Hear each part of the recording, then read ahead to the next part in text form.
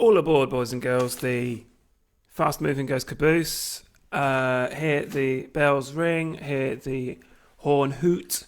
It's time to have a look at the devil, number 15, the Marseille Tarot. I've left an image link in the description. Please look at the image because my arms do not sustain such exercise, especially when I've been quarantining all this time. So, let's get straight to it. The devil is number 15, the direct parallel to the Pope in the Marseille deck. 10 numbers up from the Pope, which is number 5. And, Jodorowsky dedicates 7 pages to it, so clearly it's a inspiring one for Alejandro Jodorowsky, our good friend. So welcome one and all as we delve into the satanic part of the trumps, but not everything is as it seems with this, as we shall soon find out. Le Diable, the Devil, number 15, unconscious forces, passion, creativity. There we've got the spread of the 2 pages there. So am I recording in Reaper? No, let's get recording there. Oh, right, here we go. In the numerological order, great start there.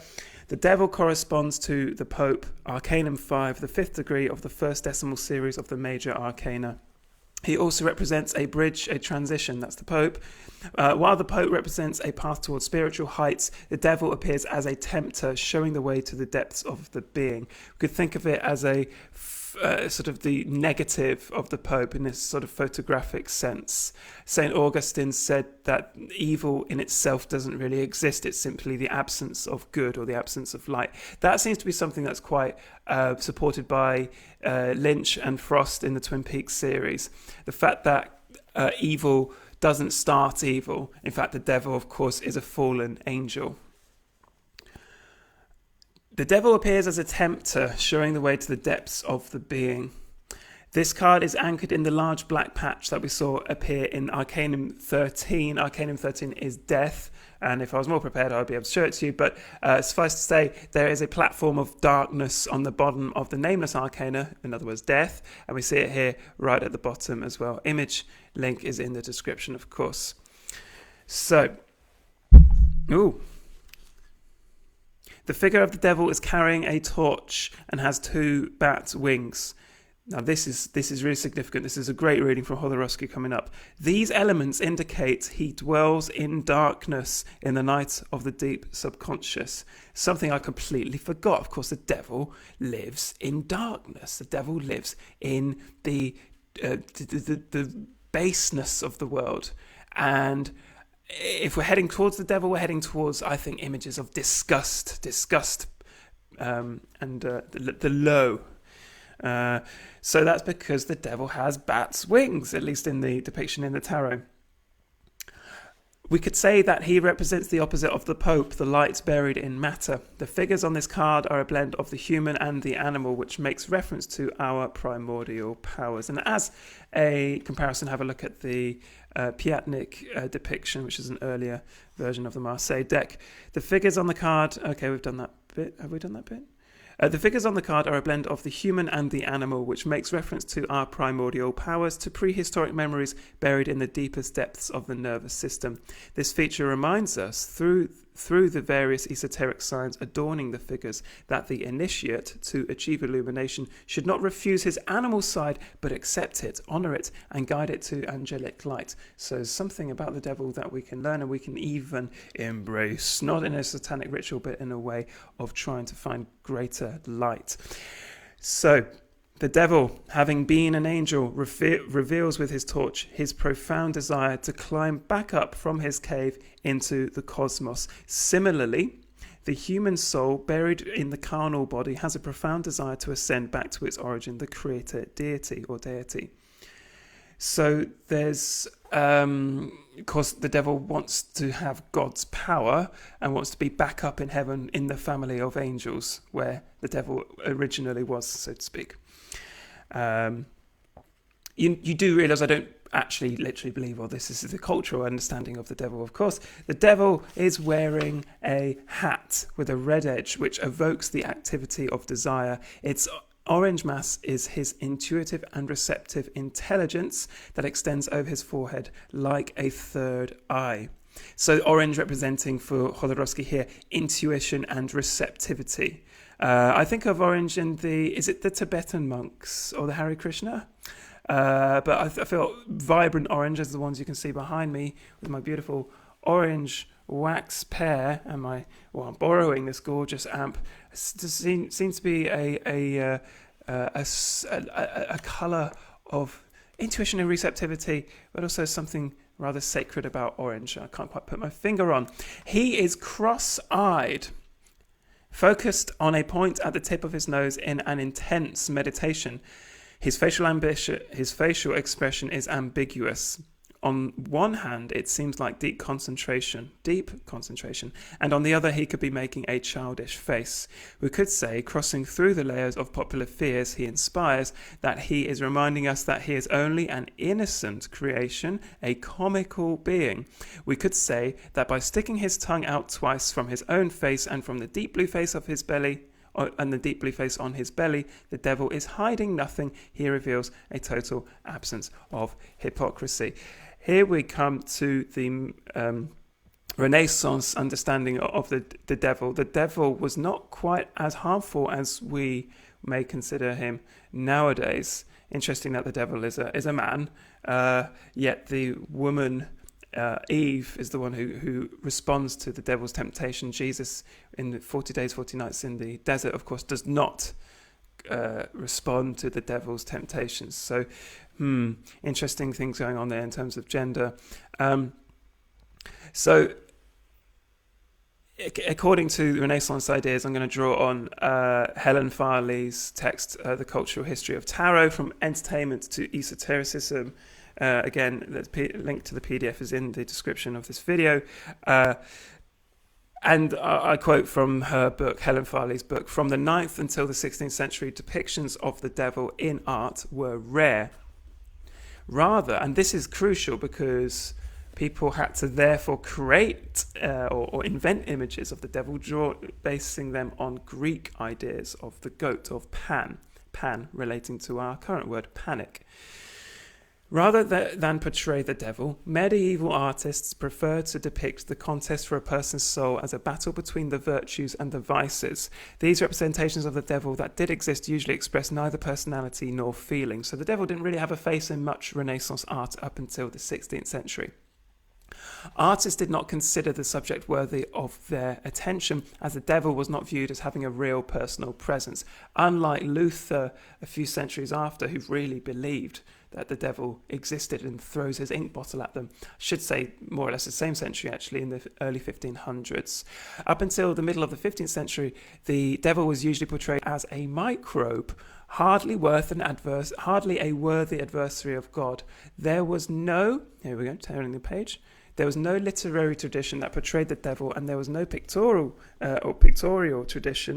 Let me just turn myself down there. No pictorial tradition at all. The devil was frequently confused with Satan, Lucifer, and all the demons, which led to a lack of consistent iconography. Artists appear to have forgotten the Christian origins of the devil as a fallen angel. St. Augustine describes the angels who were ejected from heaven as impure and unclean spirits. He wrote, "Evil has no positive nature. What we call evil is merely the lack of something that is good." So it is the Lynch's idea in Twin Peaks that it's just darkness and that the light will come back if we're just patient. The devil was only an abstraction and could not be viewed as an individual capable of being represented artistically. As such, he could claim no fixed iconography. He was rarely mentioned in the Old Testament, and there was no hint of conspiracy between demons and humans. In the Old Testament, we have the seraphim, which is quite a confusing and ambiguous word, but seraphim in Genesis, I believe, is the serpent. I might have got that completely wrong. The seraphim is the serpent, and the serpent is the cleverest of all God's creatures. There seems to be a huge and worrying link between ingenuity, cleverness, intelligence, and darkness and evil. That's worrying in terms of possibly keeping the masses ignorant and making sure that they didn't get the hands on books and stuff, and associating all kinds of individual approaches to spirituality by yourself as kind of evil, and you must follow the rabbi or follow your priest. Worrying stuff indeed. So as with a few things, a bit like heaven as well in Judaism, evil and the devil are rather abstract things and not outlined. I like to think of this, instead of being maybe sort of an absence, as possibly a deliberate absence in Judaism. The reason being that heaven is a mystery, as it should be. We humans seem to love this idea of a transcendence after death, of some kind of paradise, which sort of beats me why it's become such a popular idea.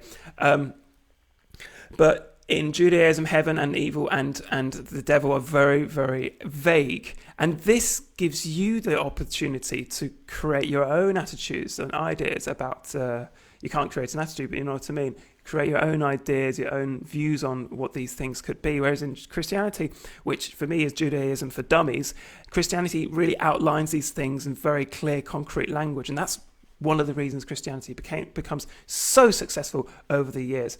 So the devil, therefore, is represented as rather harmless, sort of innocuous. Look at him sticking out his tongue, teasing the viewer, the skew-eyed expression of the devil in the centre there.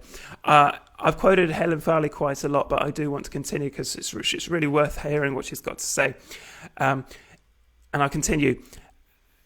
He was rarely mentioned in the Old Testament, the devil, and there was no hint of conspiracy between devils and humans. Evil was real, but the devil was not.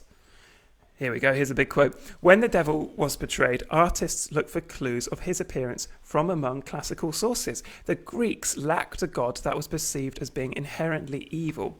So artists borrowed iconographical motifs from Pan. Pan. Remember, we get the word panic from Pan, the god of rustic ideals and nature. I think music as well. I'm rubbish with Greek mythology.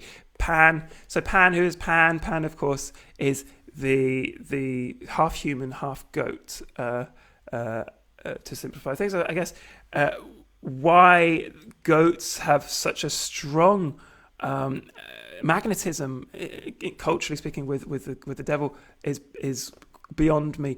It could be to do with the fact that goats have quite a long period of being on heat. I think they call it in rut, or a buck that's in rut is a goat on heat.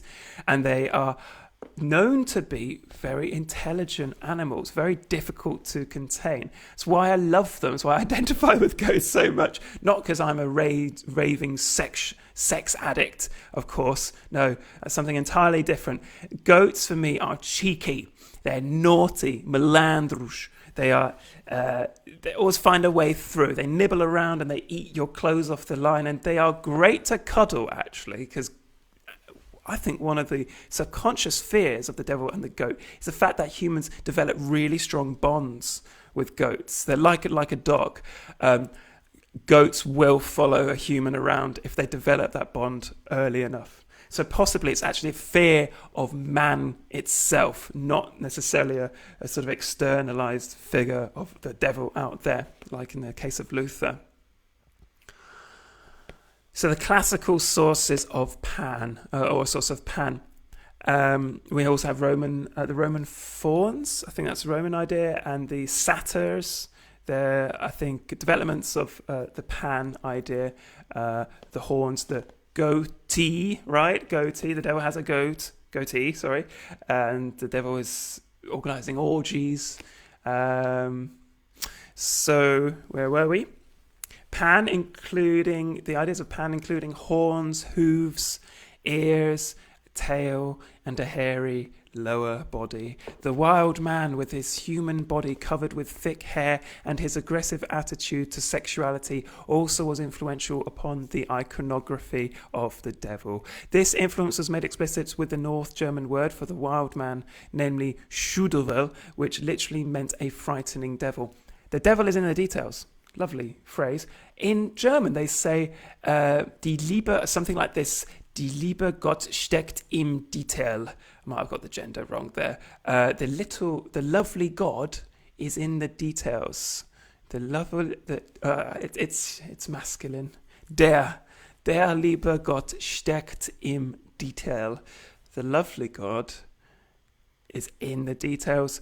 Gustave Flaubert, the French writer, said, "Le bon Dieu est dans le détail." Doesn't sound right, actually. That doesn't sound like French, but apparently he was constantly using this phrase, the devil is in the details.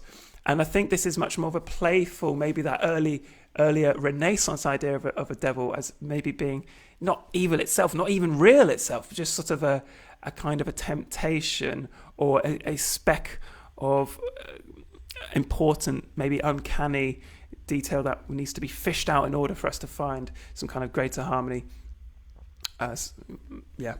Okay. So maybe a tiny bit more from Helen Farley, and then we'll get on with Jodorowsky. In addition, the devil was portrayed not quite stark naked, but with a distinctive skirt. Interesting, androgynous, which was tattered, indicating that he was outside of society. This morning, I talked about the Jamaican patois, or the Jamaican style raga, coming from English, the English word ragamuffin, the little boy muffin in rags. So the rejected, the one in the ghetto, and of course the devil represents all of our ideas of bodily rejection, what we find disgusting, and I think as a symbol that could be really useful if we plot our, or we chart our maps of disgust. You can find an awful lot in that, a lot of richness, kind of like the compost is dirty and disgusting, but is the fertile soil from which things spring. We see a similar device used in representations of the tarot Fool. Fool is really interesting. The numberless arcanum.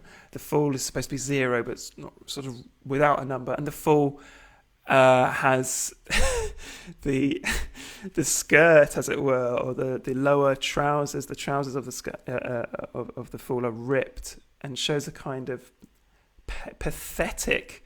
It has a pathetic depiction.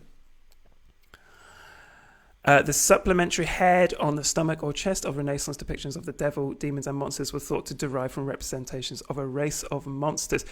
I'm going to try and limit this video not to below an hour at the very most. So I'm not going to read too much more of Helen Farley, but that hers is a fantastic resource on understanding who the devil could be for the early Renaissance at the time when the Marseille deck, or the Renaissance time when the Marseille deck was created. So I think we'll crack on. Keywords of the devil for Jodorowsky are temptation, passion, attachments, sequence, money, contract. Contract with what? Contract with whom? Think of Rosemary's Baby. That unknown contract of the neighbours next door.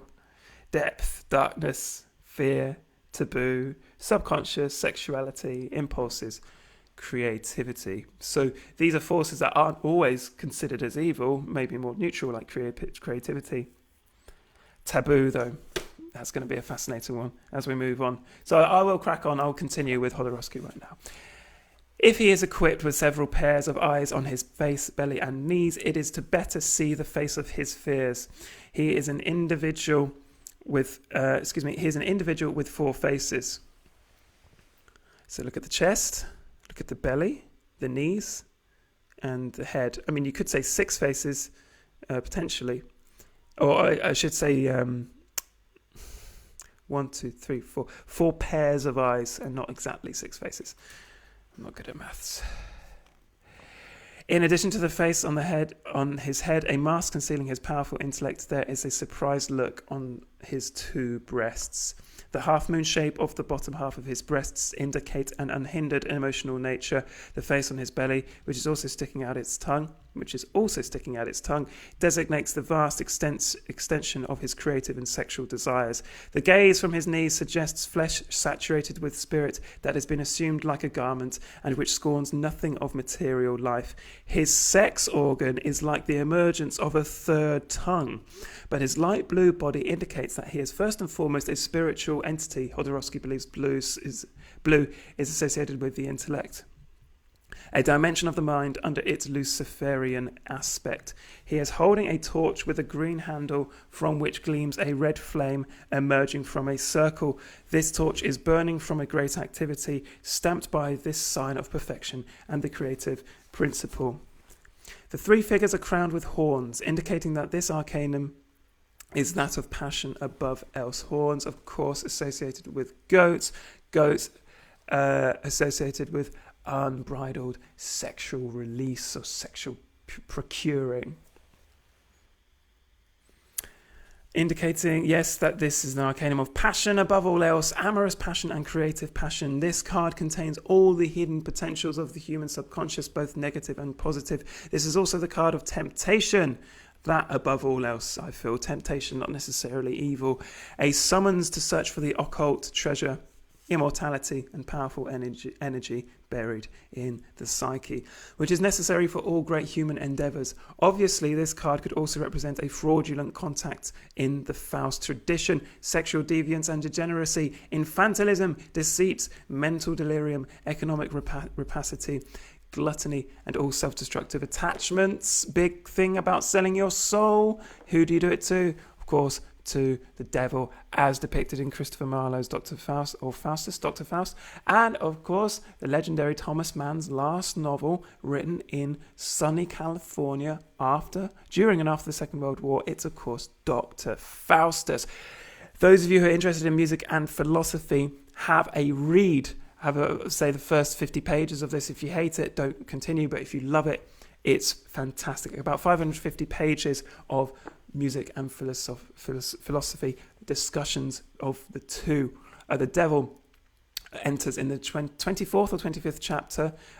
Well worth reading in isolation for the ingenuity that the devil wraps Adrian Leverkühn in. Adrian Leverkühn is the composer, and he sells his soul to the devil. I'm not giving away the plot here. It's kind of obvious if it's Dr. Faustus. And how does it happen? How does Thomas Mann depict the devil? Well, the devil is, of course, clever. He has red hair, he has a goatee, and he makes the room cold. The devil in The Witches of Eastwick by John Updike has a cold penis, for example, but is intelligent, is very clever, is very deceitful. In Thomas Mann's Dr. Faustus, he has a white collar, and I'm quoting, and a bow tie, horn-rimmed spectacles on his hooked nose.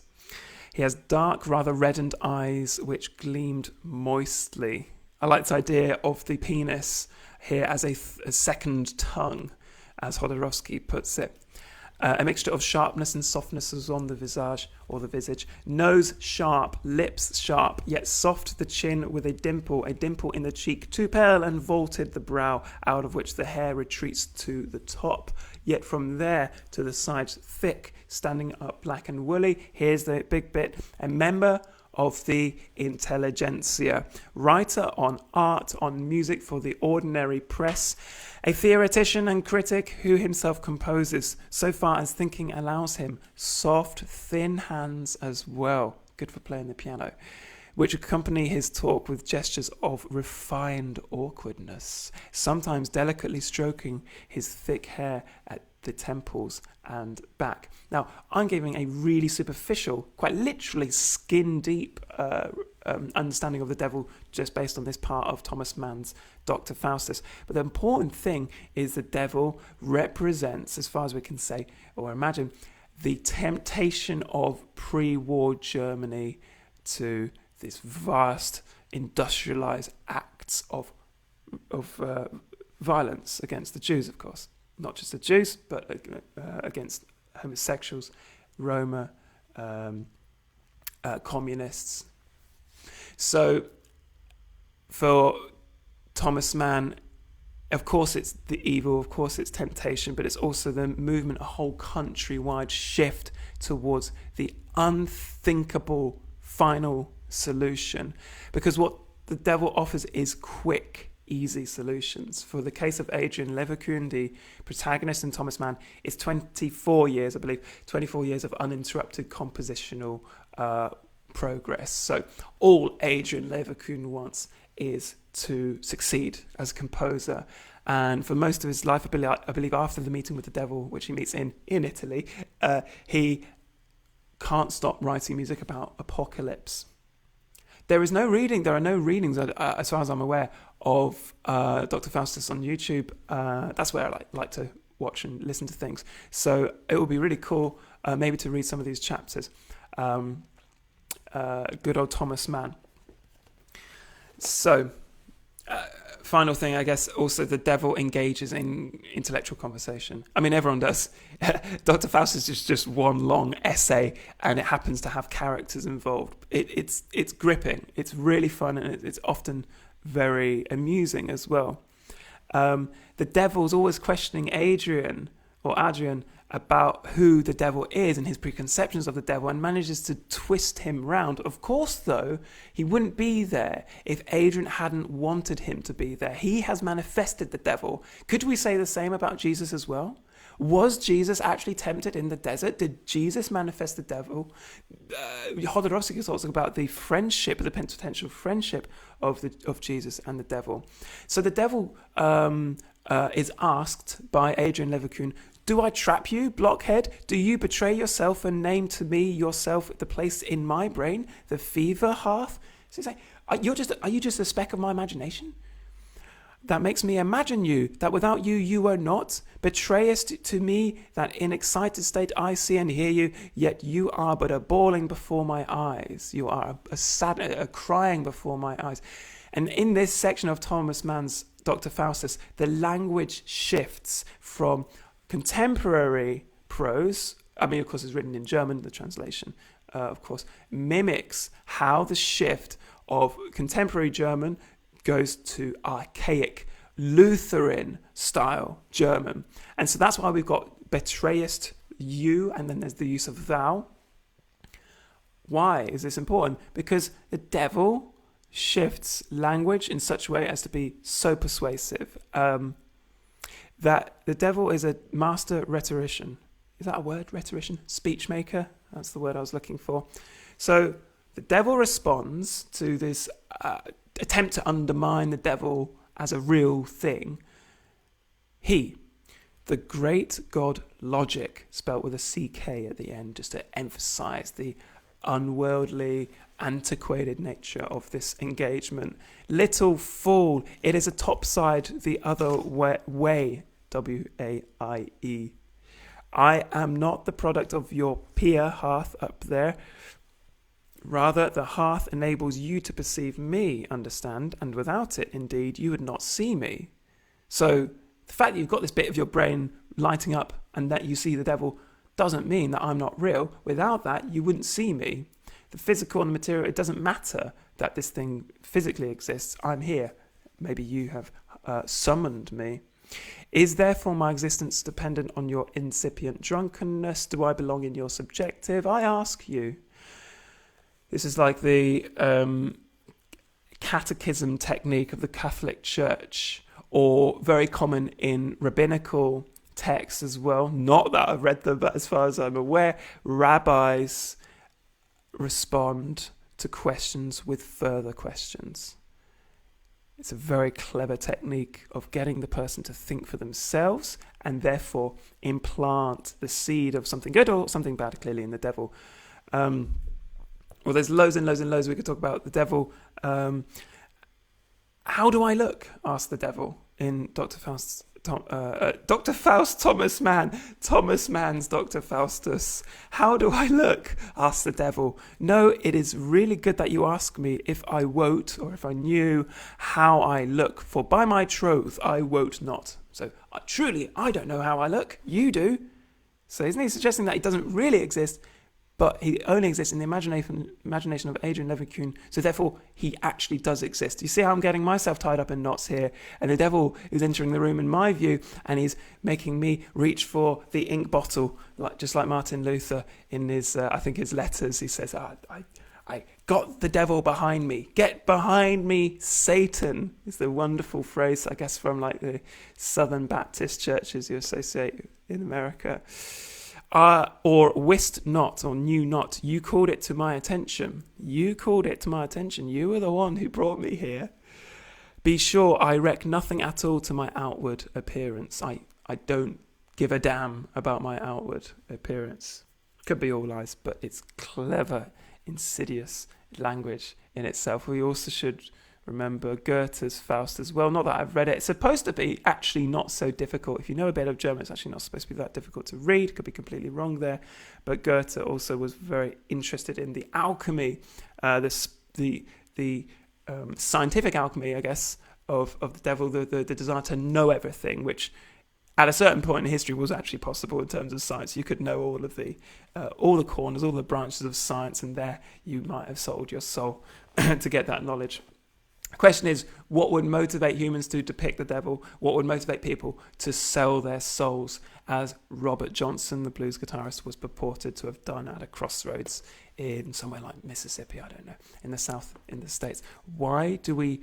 It's not the case, it doesn't matter if he did. It doesn't matter if he did or he didn't. The question is, why do we tell the story? Why do we tell the story of Faust? Why do we tell the story of not the Old Testament, but of Jesus and the devil? What interests us? What has the devil become as a cultural artifact? Why have we invested him with so many images nowadays? Back to Jodorowsky. Okay, let's crack on. If he is equipped with several pairs of eyes on his face, belly and knees, it is to better see the face of his fears. He is an individual with 4 faces. Now, if that isn't presenting a sort of all-knowing, ubiquitous being in terms of their knowledge spreads out to all corners of the room, I don't know what is. That, to me, the devil there appears to be something... someone that knows or wants to know, is rapacious in its desire to know, is lustful in knowledge, but it's also, nevertheless, a site of knowledge. So it's still a site of knowledge. And that could be considered, as in the Renaissance ideas, as a kind of a good thing to try to know. I understand I've asked someone in the comments, calm, chill out a bit, but we've got a lot to get through, I'm afraid. And yesterday's video on the Pope was over an hour. And really, it's got to be a little bit more limited because I actually want to get to the post office, you see.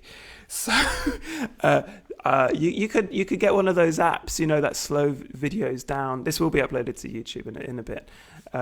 Sorry, I'm going very fast. Amorous passion, creative passion, okay. This card contains all the hidden potentials of the human subconscious. If the devil has lived in a cave and the bat wings suggest that, then neutrally speaking, the devil could exist just as the human potential, the potentials of the subconscious. Fantastic image of the subconscious is of an iceberg. And we only see the tip of it. We only see the top of the iceberg. There are several layers to the iceberg, and that's what's controlling everything. It's the lower layers, and we can't see them. This is also the card of temptation, a summons to search for the occult treasure, immortality and powerful energy buried in the psyche, which is necessary for all great human endeavors. It's necessary to plunge into the devil's potentialities in order to proceed in all human endeavors. Obviously, this card could also represent a fraudulent contract in the Faust tradition, sexual deviance and degeneracy, infantilism, deceit, mental delirium, economic rapacity, gluttony, and all self-destructive attachments. Good to repeat certain parts of this just to get it in there.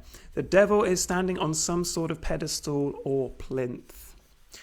The pedestal or plinth. Now this is really mysterious. What's going on with the thing he's standing on? Is he even standing on it? Is he floating? Is he levitating? To which 2 imps, so the 2 creatures to his side, are connected by an orange rope passing through a central light blue ring. We could say that the imp on the left is a woman and that on the right a man by referring to the expression on their faces, although no sexual distinction has been drawn. The woman bears a sign on her chest, 3 dots arranged in a triangle to represent she is sacred. These 2 individuals have feet shaped like roots that plunge into the dark ground. The feet of the woman have 5 toes each, whereas those of the other imp have only 4. This is the card that reveals the active dimension of the female and the passive dimension of the male. It's nice. The two energies combining to create the hermaphrodite devil, who has both breasts and a penis on his body. His right foot and hand have 5 toes and fingers, while the hand and foot on the left have 4. The two imps have horns on their head. Yes, of course, bringing to mind those medieval legends in which animals remain imprisoned by their horns in the forest of passion. We can view them as two individuals attached by their desires, but also rooted in the profound source and transformed into the servants of the devil's creative androgyny, free from all prejudices. I have been constantly emphasizing the fact that we need to become spiritually whole in terms of our gender as well. So in many ways, this could be an ideal for all of us to attain this blend of the male and female, whoever we are. Secondly, speaking as a Brit coming from a land of ultra sexual awkwardness and fear, of course, this card representing desire in itself, sexual lust, could be a good thing for certain people to melt the icebergs in themselves, of course, of their sexual shame. In popular mentality, the devil evokes money. This is also very stupid, I think. I come from a land of savers in many ways.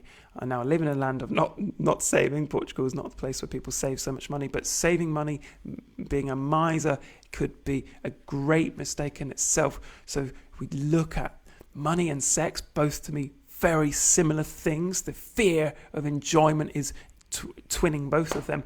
Maybe it's good to be upfront with money and to look at it in the face. So the devil evokes money in popular mentality. He shows up to tempt humans with a promising contract, quick and easy wealth. He is also associated with the declaration of a great passion, temptation, or liaison. All this lies atop the same spiritual reality. A part of ourselves tempts us with unknown possibilities. Not the devil. A part of ourselves tempts us with unknown possibilities, just as Christ was tempted by his inner devil. Now this is fascinating. Esoteric tradition says that when Christ died, he went down from his tomb to look for his elder brother, the devil, to unite with him and form one being. There is a huge fear, I can speak at least for Western Europe, of the devil being part of your family or part of your community, physically incarnate. Think of the wonderful Roman Polanski film Rosemary's Baby. Think also how babies play that role of the rawest, the source of human emotion, the source of all of our not insecurities, but all of the things we find precious. What were Jews accused of in medieval Europe? What was the excuse for scapegoating them? It was for drinking the blood of Christian babies. The devil and the depictions of Jews and the devil, the goat, very similar indeed.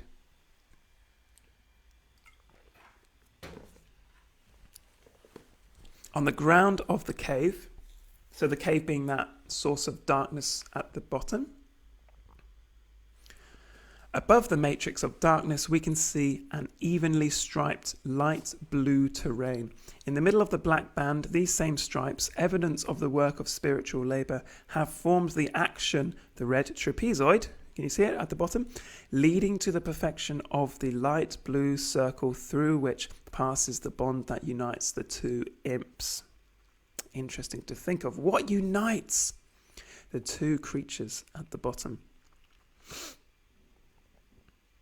All unconscious and instinctive activity becomes conscious, light yellow, and spiritual, light blue. Light yellow representing consciousness. The red tip of his sex organ is the symbol of life. The red tip of his sex organ a symbol of life, just like the double belt holding up his breasts and the one crowning his pelvis. With these touches of red, he seems to be indicating that the libido is first and foremost a vital flame, like that of his torch, with which one can set alight the world with creative fire. In this regard, the devil is the other face of God. That is quite literally true if you take the words of the Bible, take the understanding that he is a fallen angel. He was part of the family originally, and whose job is it to get rid of him? Or often you can't get rid of the understanding is you can't get rid of the devil, but it's the angel the archangel Michael, Saint Michael, who's supposed to be the biggest enemy of the angel. Okay. So I'm trying to limit this video to under an hour, but I think of all cards, this is the most self-referential one in terms of referencing the tarot reader, the person who possesses the cards, the person who is consulted. Because Jodorowsky and readers themselves, tarologists, are afraid of the fear which people come bringing to the reading. The fear is often impossible to fight, in my experience, and you just have to let it express itself and hopefully unwind or unravel itself. The fear of having this card revealed to you is almost the same as that of the nameless arcanum, number 13, death, or known as death, wrongly known as death. So I think this is the most self-referential card in the sense that it best explains what's going on in the situation of a card reading. It's the one that puts tarot readers on their toes and aware of what they're doing and how they can try, in a sense, to comfort the client or the person coming, the querent, as we call them, the person who's querying, but also to confront darker, difficult realities. So it's really important from the start to, in a sense, comfort the client and say, you've got the devil, it doesn't mean you're going to go into the heart of darkness. It's a bit more complicated than that. We're starting a narrative, and if anything, the tarot is worthy before starting discussions with yourself, with your subconscious. So this is why I sort of introduce this idea before we start this section, which is in a reading on my right-hand side. It should be your right-hand side as well. Okay, here we go. In a reading, the devil can refer to a sum of money coming in or everything associated with large financial transactions, which may sometimes be shady or secret. He is the great tempter who, in the material domain, refers to the desire for wealth. He will also represent a promising contract, but one that needs to be studied closely to avoid being deceived. The devil can, in fact, lead impartially to fortune or ruin. On the other hand, he is always a good omen for questions concerning creativity. He evokes the depth of talent, the wealth of inspiration, the tendency of a true artist, and intense creative energy.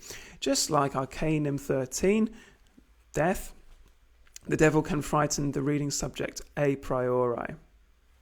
Okay, so right at the start, this can really frighten the querent. He is charged with all moral and religious taboos and reflects the very image of evil. He is the sort of the fount of all we consider bad. That tells us a lot, though.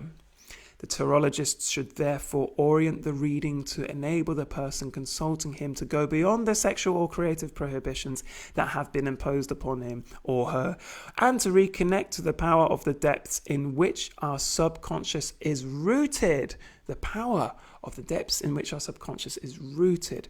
So for Jodorowsky, I think primarily the devil represents the potential, the energy of the darkness within which we find the subconscious, or we encounter the images of the subconscious. The subconscious is beyond our literal reach. The devil is flapping around with his wings in that space with all the potential that pertains. This is also the place where the passions are anchored. The devil often refers us to the sexual dimension of a relationship, a bond of passion. He can also refer to the desire to know this kind of union, the desire to know. Biblical knowledge, of course, is to have sex. Adam knew Eve, I think, isn't it? I think there's these phrases in the Bible where X knew Y. In other words, they had sexual relations. And there is a certain bodily, physical, vibrational knowledge you have through making love that is beyond words, and that is really hard to replicate apart from maybe in music or creativity, giving birth. Creative and sexual energy, of course, in the tarot is the same thing as represented in the suit or the deck of wands, staffs, batons. He can also refer to the desire to know this kind of union. Isn't part of making love knowing the other person, as in knowing what's behind the clothes and keeping that knowledge in yourself, the fact that sex continues very far after the act, that this private knowledge is its own sexual practice. In fact, fetish, to me, very much relates to another kind of knowledge, the knowledge of, or at least the play, because fetish to me isn't directly the desire to do this one thing, but the knowledge that it's dirty and it's wrong and it's in league with the devil. Often what turns people on, in my opinion, is the idea of something more than the act. He will sometimes evoke physical or mental dependencies whose unconscious roots will need to be identified. Problems of drugs, alcohol, sexual dependency, self-punishing behavior, repetitive patterns in emotional life. Repetition, of course, a big sign of trauma, and so forth, are all things that can be unknotted if we accept undertaking work in the depths. Unknotted, if that implies the idea of unwinding, unraveling, and therefore spiraling into the subconscious involution, so to speak. In all cases, this card directs us towards our personal nature. As I said, good for us sexually repressed Brits. This card directs us toward our personal nature and commits us to not hiding behind or beneath a mask. The realization consists of being who one is. This presumes the acknowledgement and guidance of our desires. Jodorowsky would be the first to say that there is no you in a strict sense that you possess it. The ultimate holy attachment is Zen nothingness. Jodorowsky for many years studied with a Zen Buddhist teacher, so he has this whole himself a fetish of nothing. So the devil speaks, and if the devil spoke, oh my goodness, I'm really bad at this. There we go. I would love a proper camera. If anyone wants to sell me a real camera, please. I'm dying here with this roughness. And if the devil spoke, I am Lucifer, the light bearer. My magnificent gift to humanity is the absolute absence of morality. Diabolos in Greek, the devil, diabolos, means the accuser, the one who accuses, who points out. Nothing restricts me. I transgress every law. I burn the sacred books and constitutions. No religion can contain me. I destroy all theories and cause dogmas to explode. The operative feature of Jodorowsky's films like El Topo, to just have a scorched earth policy to people's conceived notions of morality. A saint has to sort of transcend morality in order to invent a new one, getting worryingly close to Nietzsche's idea of the Superman, the Übermensch, to whom ordinary morality does not apply, because this Übermensch, the Superman, is trying to reinvent morality, not necessarily just to transcend it. And the idea of Nietzsche was to invert Platonism. Instead of idealizing the mind and the idealized version of the world, the idea of forms existing externally from the world. No, it was to go into the depths of physical human experience, which included sex and all kinds of physical attachment, in order to find a different kind of reality, in order to plunge further the depths of human intense experience.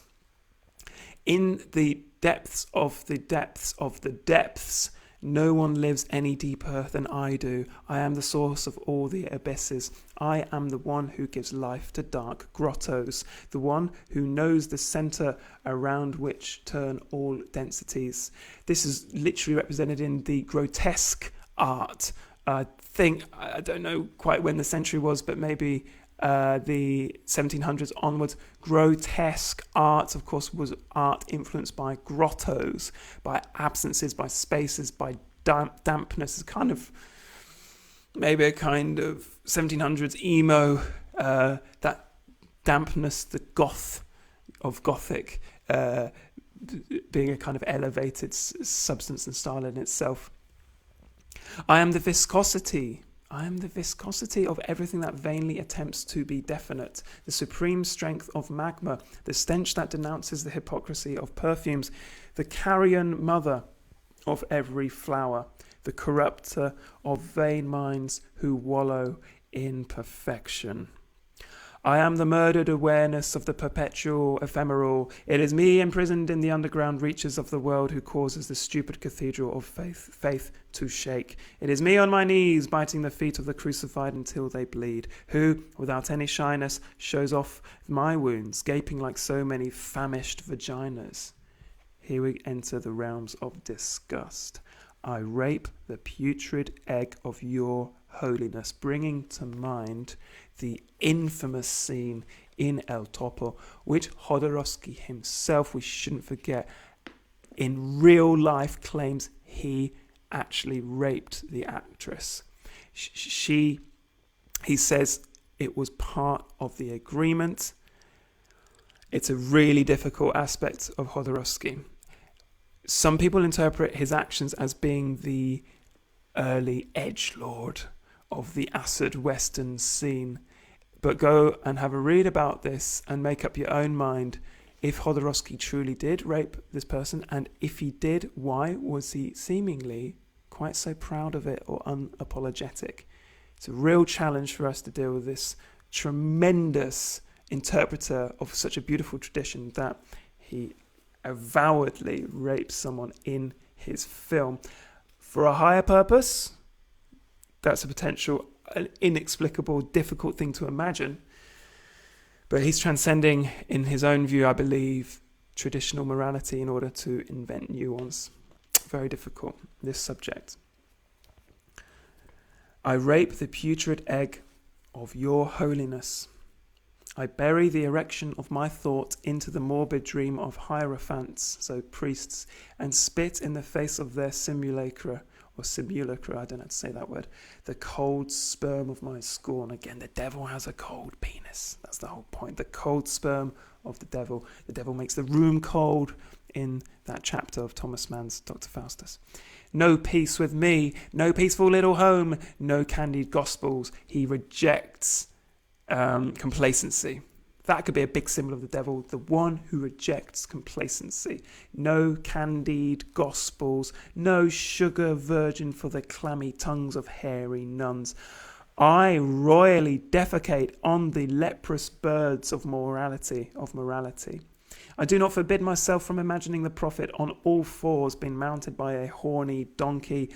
I am the ecstatic songster of incest and the champion of all depravity. With the nail of my little finger, I delightfully slice open the belly of an innocent so I can dip my bread in his tripe. In certain ways, the devil is embedded in our culture in terms of things like carnival, in terms of things like transgression and taboo. Taboo, according to Georges Bataille, is silently condoned, promoted, accepted by the very forces which are supposed to prescribe it. Taboo, transgression, and the devil are all opportunities for us to define the morality. If we don't have these taboos, transgressions, and the devils in our culture, how do we define what is positive? The positive needs a negative, and the light needs the darkness. Among the traditional interpretations, this is very long, and midway through the speech of the devil, we have more key words of the traditional interpretations. So let's just get through this bit. Passion, attachment, dependency, progressiveness, adoration, great creativity, the taboo, temptation, bestiality, drugs. Promising contract that requires close review. Sum of money coming in, hidden powers of the human subconscious, both positive and negative, fermentation. It's a big part of inner alchemy is fermentation, prostitution, cruelty, the work in the depths, psychiatry, dark side of the individual, sexuality, Lucifer, the fallen angel, and light bearer. Pride, possession, obsession, black magic, refusal to grow old, great sexual vigor, fantasies, occult treasure, energy buried in the psyche, going beyond, and temptation. Let's continue with and if the devil spoke, on to the final stretch of today's reading. 56 minutes, can we do it? However, from the depths of the human cavern, I light the torch that brings order to the darkness. On an obsidian ladder, I make my way to the feet of the Creator to present him the power of transformation as an offering. Yes, before the divine impermanence, I fight to freeze instinct. I fight to freeze instinct, to fix it in place like a fluorescent sculpture. I illuminate it with my awareness and cling to it until it bursts into a new divine work, the infinite universe, an immeasurable labyrinth that slips through my claws, a prey that escapes from between my teeth, traces that vanish like a subtle perfume. And here I remain, attempting to attach all the seconds one after the next in order to halt the flow of time. A huge section in Dr. Faustus is the attitude to time that the devil presents, the possibility of endless creation. That's what hell is, total love versus the divine work that fades away. He is the artist, invisible, unthinkable, intangible, untouchable. Me, I am the other artist, fixed, unvarying, dark, opaque, dense, a torch eternally burning with a motionless fire. It is I who wishes to swallow this eternity, the imponderable glory, nailing it to the center of my belly and then giving birth to it like a swamp that tears itself to pieces in order to reject the stem at whose end opens the lotus in which the diamond is shining. Thus, lacerating my entrails, I want to be the supreme virgin who gives birth to God and nails him on a cross, so that he will remain for eternity here with me, always, never changing, permanence. I was brought to mind of Marquis de Sade's 120 Days of Sodom. I started to read it. It's really worth having a quick read of 120 Days of Sodom by Marquis de Sade, the original sadist, from where we get the word sadist, de Sade. Even in the first few pages, I couldn't move on. I couldn't stomach it. It really made me feel utterly disgusted. And I'm curious about all this stuff. There seems to be some bizarre, twisted moral endeavor to explore the depths, just like the films of Jodorowsky, particularly El Topo, the exploration of the depths of human potential in order to actually eventually work out what is the light. The sun is out, boys and girls, as you can see from my radiant cupboard. We're going to say goodbye to the orange-black pear. We're going to disembark from the fast-moving ghost caboose. I want to thank you all for your comments and for being lovely. And any requests for texts to be read, please get in touch. And if anyone wants, of course, a reading on Skype, just send me all that $1 and we'll get going. No, I'll do it for free, of course, and just keep your hands clean and be good and get those masks on. Ciao for now.